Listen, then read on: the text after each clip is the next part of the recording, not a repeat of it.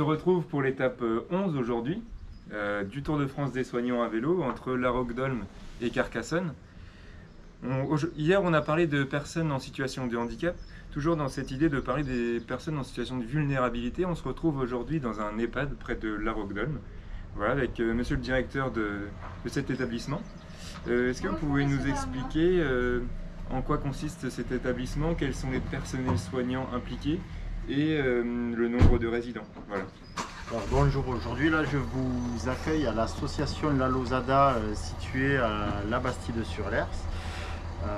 L'association La Lozada, c'est un établissement qui a été créé en 1977 et qui aujourd'hui propose plusieurs activités, plusieurs services auprès des personnes âgées, qu'elles soient autonomes ou dépendantes. C'est-à-dire que dans les services qu'on propose au quotidien, c'est une activité hébergement en EHPAD, une petite unité de vie médicalisée, une activité hébergement en résidence autonomie et des services de soins infirmiers, services d'aide à domicile, toujours pour accompagner au quotidien les personnes âgées sur notre secteur et dans un environnement proche du site. D'accord. Donc concernant le personnel soignant, on a parlé il y a quelques jours des ASH, des aides-soignants, des infirmiers.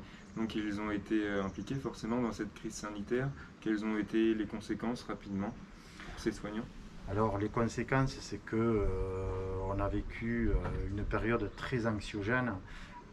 C'est ce qui a été le plus difficile à gérer, surtout le début de crise, car on ne savait pas du tout comment ça allait évoluer et les contraintes que ça nous amenait au quotidien.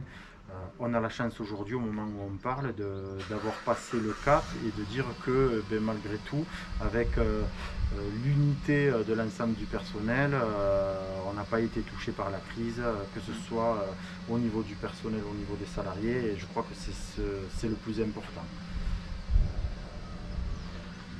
En tout cas, une chose est certaine, c'est que c'est une période dont on se souviendra longtemps, en espérant que ça passe très vite, parce que finalement on se rend compte que on a fait perdre une année de vie un peu à tout le monde, entre parenthèses. Ça nous a rendu plus forts, mais ça a apporté des contraintes au quotidien, des contraintes d'organisation, des contraintes d'activité et d'animation pour nos résidents.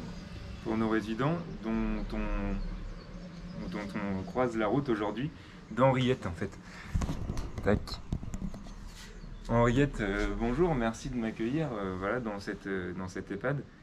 Expliquez-nous donc qu'est-ce qui s'est passé pendant cette fameuse période de confinement du Covid. Est-ce qu'il y a des choses qui vous ont manqué? Est-ce que vous avez pu voir vos familles, etc. Expliquez-moi. Mais oui, j'ai pu voir ma famille. Ouais, ça a été quand même.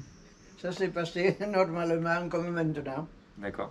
Bon, il y a eu des adaptations de fait, d'accord? Oui, bien sûr. Non, c'est juste que pour vous, entre parenthèses, vous avez dû malheureusement arrêter d'aller sur l'EHPAD pour les activités, les animations. Oui. C'est ce qui a été quand même. Un peu, voilà, ça a été un peu pénible. Oui, ça c'est vrai. Vous me parliez de danse tout à l'heure. Comment? Aller à la danse. C'est pas facile? Pas donné l'autorisation. Et pas d'autorisation. C'est fermé à 8 h ici.